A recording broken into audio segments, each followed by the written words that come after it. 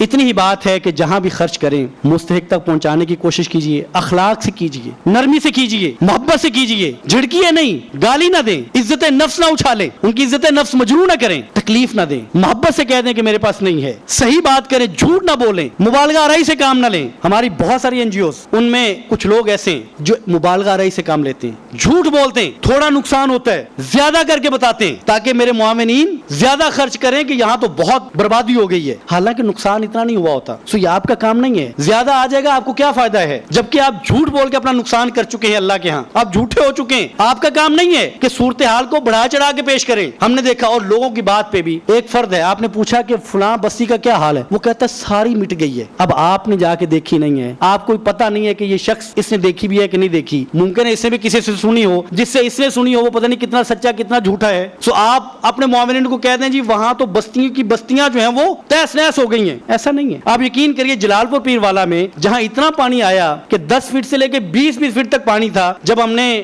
جب پانی اترا بستیوں میں جا کے دیکھا تو اکثر مکانات ٹھیک کھڑے ہوئے، جو دریا کے قریب بستیاں وہاں بھی ٹھیک کھڑے ہوئے، جبکہ لوگ کہتے تھے کہ بستیاں مٹ گئی ہیں۔ ایسے نہیں مٹی، نہ مٹتی ہیں۔